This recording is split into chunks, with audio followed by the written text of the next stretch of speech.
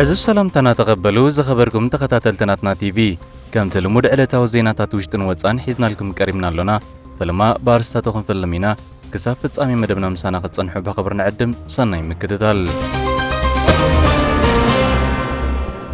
سودان هوين مهوران مس إيرتراوين مزنوم أمونغو خلطين حاجرات زحيلة ساينساون أكاديمياون ركبنا ممعبال متحبار كمز جمرو تقليتهم ደቡብ አፍሪካ ምስ ሃገራዊ ኮንግረስ አፍሪካ ANC ርክብ ዘሎ ደቡብ አፍሪካዊ ፖለቲከኛን ዲፕሎማት ናብ አስመራ ከመተለኽ ተገሊጹ። ኣብ ኤርትራ ብዙሓት ቦታታት ብቋንቋ ኣፋን ኦሮሞ ስያሜ ከም ዝጽውዑ ቀዳማይ ሚኒስትር አብይ አሕመድ ገሊጹ።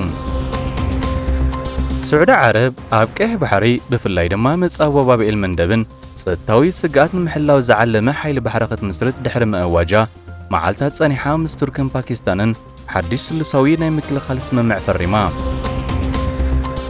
إيران كاب أمريكان إسرائيلن كالوت مشارختنن والتهدراوي كتباوي كمون تصطاوي تسقطتاتن كوان تكاتما بتاغر تصنيعات مرش كمزلان قل جنرالات أمريكا دما كازلقوي زراربو خمزلو تقليتو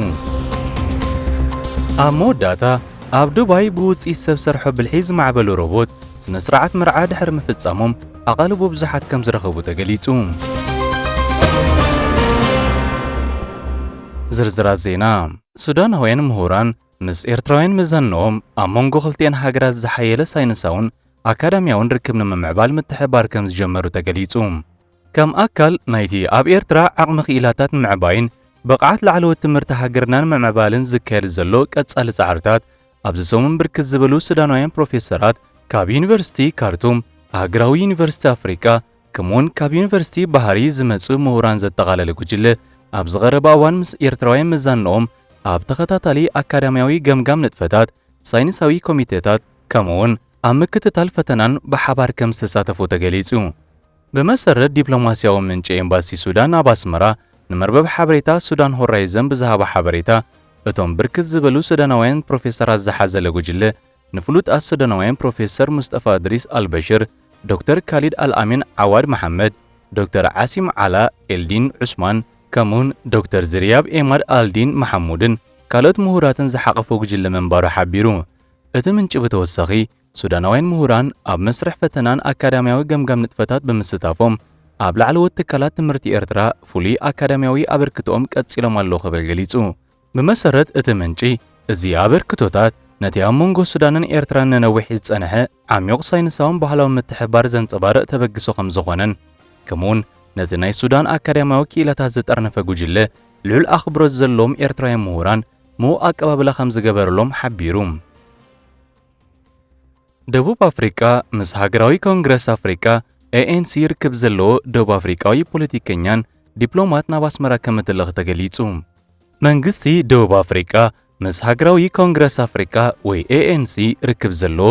ደቡብ አፍሪካዊ ፖለቲከኛን ዲፕሎማት ሚስተር ኒቲቢ ሞዲሰ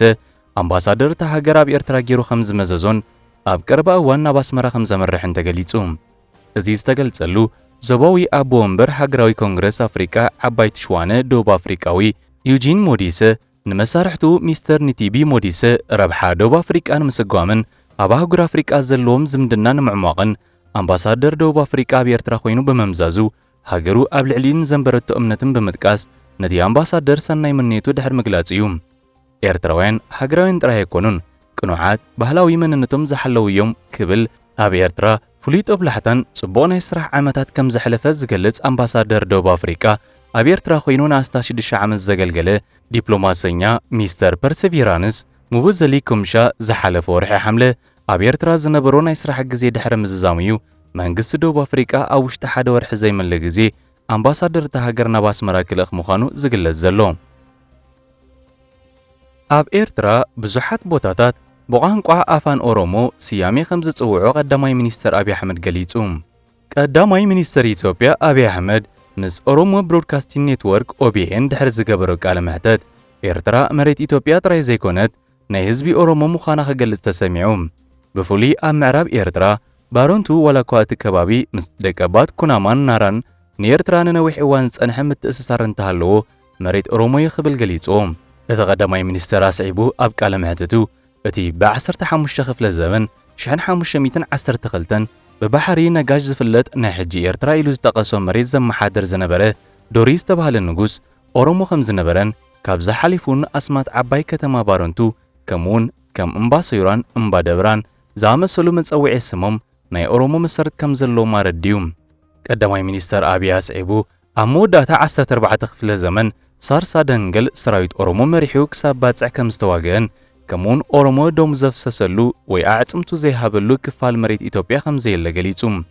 أمولو تاريخهم أوروموني إيتوبيا زي كونس بلشون ناوي من محداريو زك أم زبالة قدماي مينستر أبي أحمد أورومو ناب كل مؤازن متمات عيدلينيو حراوت إيو لومينو أورومو حران موتسا مكلاس عشنة يخبل قليتوم سعود عرب أبكيه بحري بفلاي دما متصاوبا بابي المندبن ጸጥታዊ ስጋት ንምሕላው ዝዓለመ ሓይሊ ባሕሪ ክትምስረት ድሕሪ ምእዋጃ መዓልታት ጸኒሓ ምስ ቱርክን ፓኪስታንን ሓድሽ ስሉሳዊ ናይ ምክልኻል ስምምዕ ፈሪማ ኣብ ማእከላይ ምብራቕን ዞባ ቀይሕ ባሕርን ተፈጢሩ ብዘሎ ጸጥታዊ ወጥሪ እንዳዓበየ ኣብ ዝኸደሉ ዘሎ እዋን ቱርኪ ስዑድ ዓረብን ፓኪስታንን ወተሃደራዊ ምትሕብባርን ንምድላል ስምምዕ መካ ተባሂሉ ዝፍለጥ ሓድሽ ስሉሳዊ ስምምዕ ምክልኻል ከም ዝፈርማ ማዕከናት ዜና ስዑድ ዓረብ ሓቢረን እዚ ትማላ ዓርቢ 7 ነሓሰ ኣብ ስዑድ ዓረብ ከተማ መካ ዝተኸተመ ስምምዕ ልዑል መሐመድ ቢን ሳልማን ፕሬዝደንት ቱርኪ ረሲብ ጠይብ ኤርዶጋንን ቀዳማይ ሚኒስተር ፓኪስታን ሸቫዝ ሸሪፍን ኣብ ዝተረኽብሉ ዝተኻየደ ርክብ ኮይኑ ኣብ መንጎ ሰለስቲአን ሃገራት ሓድሽ ማዕቀፍ ምትሕብባር ምክልኻል ዝፈጠረን ከምኡውን ኣብ ልዕሊ ሓንቲ ካብዘን ሃገራት መጥቃዕቲ ምስ ዝፍጸም ከም ኣብ ሰለስቲአን ዝወረደ መጥቃዕቲ ከም ዝሓስቦ ብምግላጽ ነቲ ሓበራዊ ስምምዕ ምክልኻል ከም ዝፈረሞ ምስቲ ሰነዳት ቅርበት ዘለዎም ወገናት ዝገልጹ እዚ ስሉሳዊ ስምምዕ ዘን ዓበይቲ ሃገራት ስዑድ ዓረብ ኣብ ቀይሕ ባሕሪ መጻቡ ባብኤል መንደብን ወሽመጥ ዓደንን ዝንቀሳቐሳ መራኸብን መስመራት መጓዓዝያ ጸዓት ንምሕላውን ዝዓለመ ናይ ምክልኻል ሓይሊ ባሕሪ ንምምስራት መደብ ከም ዘለዋ ድሕሪ ምግላጻ ውሕድ መዓልታት ጸኒሑ ዝተገብረ ስምምዕ ብምዃኑ ዝያዳ ኣቓልቦ ስሒቡ ምህላው ተንተንቲ ፖለቲካ ዞባ ይገልጹ እዚ ብስዑድ ዓረብ ዝቐረበ ተበግሶ ብ31 ሐምለ ወከልቲ 43 ሃገራትን ሕብረት ኤውሮፓን ኣብ ዝተሳተፉ ኣኼባ ብወግዒ ዝተገልጸ ኮይኑ ቱርኪ፣ ፓኪስታን፣ ግብጺ፣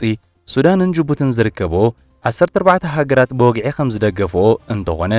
ዑማንን ሕብራት ኢማራትን ግን ኣብ ዝርዝር ደገፍቲ ከም ዘይኣተዋ ተገሊጹ ቱርክን ፓኪስታንን ብሓይልታት ባሕረንን በቲ ሓድሽ ዝተፈረመ ስምምዕ መካ ኣብዚ ሕጂ እዋን ኣብ ስዑድ ዓረብ ተመስሪቱ ዘሎ ናይ ጸጥታ መሓውር ተሳተፍቲ ኮይነን ኣለዋ ክብሉ ተንተንቲ ፖለቲካ ብተወሳኺ ይረዱ እዚ ስምምዕ እዚ ብኢራን ዝድገፉ ዕጡቓት ጉጅለ ሑቲ የመን ኣብ ልዕሊ ስዑድ ዓረብ ናይ ሓይሊ ባሕሪ እገዳ ምእዋጆምን ከምኡውን ብ14 ሐምለ ኣብ ልዕሊ መራኸብ ስዑድ ዓረብ ዝፈጸምዎ መጥቃዕቲ ስዒቡ ዝተፈጥረ ናይ ባሕሪ ወጥሪ ኣዝዩ እንዳወሰኸ ኣብ ዝኸደሉ ዘሎ እዋን ዝተበጽሐ ስምምዕ ምዃኑ ብተወሳኺ ይግለጽ በዚ ምኽንያት ኣብቲ እንዳተበላሸወ ዝኸይድ ዘሎ ኩነታት ጸጥታ ትዞባ ኣብቲ ከባቢ ኣብ ዝግበር ንጥፈታት ንግዲ ባሕሪ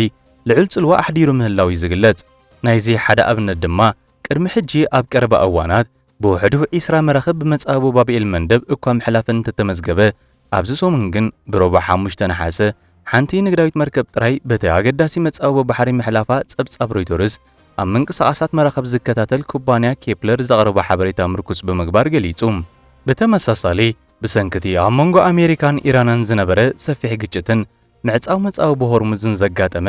በቲ መጻቡ ዝግበር ንጥፈታት መጓዓዝያ ባሕሪ እውን ናብ ክልተ መራኸብ ምሕላፍ ጥራይ ወሪዱ ከም ዘሎ ተገሊጹ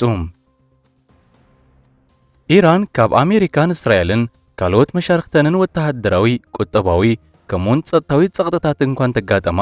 እታ ሃገር ጸኒዓ ትምርሽ ከም ዘላን ገለ ጀነራላት ኣሜሪካ ድማ ከዝልቑ ይዘራረቡ ከም ዘለዉ ተገሊጹ ብመሰረት ተንተንቲ ፖለቲካ ማእከላይ ምብራቕ ቀንዲ ስትራቴጂታ ሃገር ብልምዳዊ ውግእ ዓወት መምዝጋብ ዘይኮነስ ሚሳይላት ሰብ ኣልቦ ነፈርቲ ዞባዊ መሻርክትን ስትራቴጂካዊ ጽልዋን ብምጥቃም ናይ ጸለእታ ወተሃደራዊ ወጻኢታትን ንምዕባይ ከም ዝኾነ ገሊጾም ንመራሕቲ ቴሄራን ብህይወት ምጽናሕ ምስ ኩነታት ምትዕጽጻፍ ምቅዋም ምቕጻልን ንባዕሉ ከም ዓበይ ስትራቴጂካዊ ዓወት ከም ዝቝጸርን ዝገልጹ እቶም ተንተንቲ ኣሜሪካ ናብቲ ኺናት ብምርጫ ኣትያ ኢራን ግን ንህላዊኣ ትቃለስ ዘላ ብምባል እዚ ድማ ስትራቴጂካዊ ቅማረታት ክልቲኡ ኣህዛብ ብመሰረቱ ዝተፈላለዩ ከም ዝኾነ ይረዱ ንሳቶም ብተወሳኺ ኢራን ኣብ ነፍሲ ወከፍ ውግእ ክትዕወት ናይ ግድን ከም ዘይኮነን ቀንዲ ዕላማኣ ንነዊሕ እዋን ጸቕጢ ምጽዋር ከም ዝኾነን ይገልጹ በዚ ኸኣ ንሳቶም ኣብ ዝተናውሐ ግጭት እቲ ነቲ ውግእ ክትጻወርን ንድሕሪት ክደፍእን ዝኽእል ወገን ጥራዩ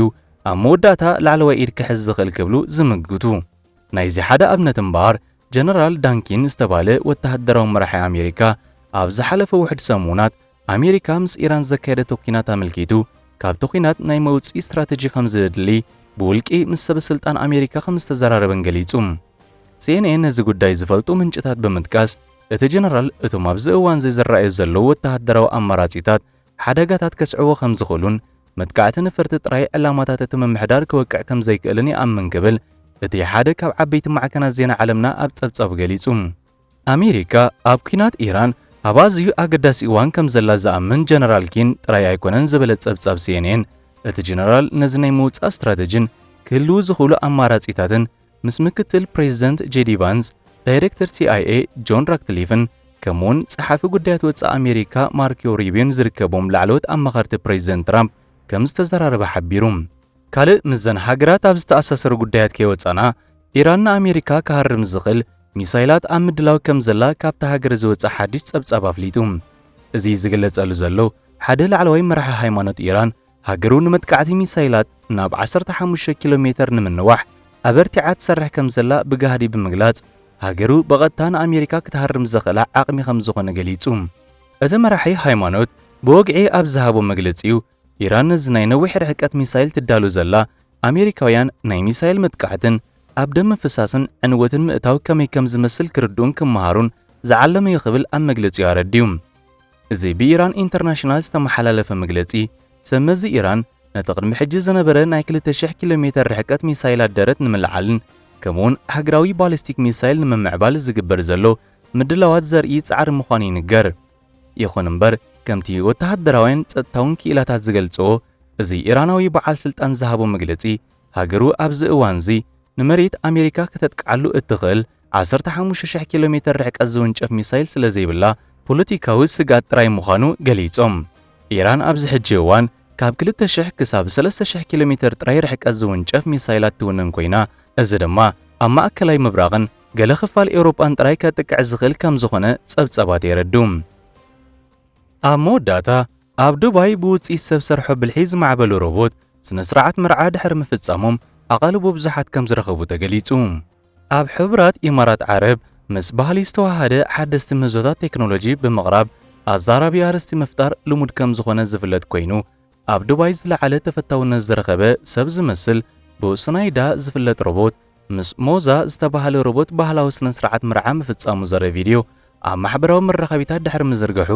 ኣቓልቦ ብዙሓት ሰባት ከም ዝረኸበ ማዕከናት ዜና ገሊጸን።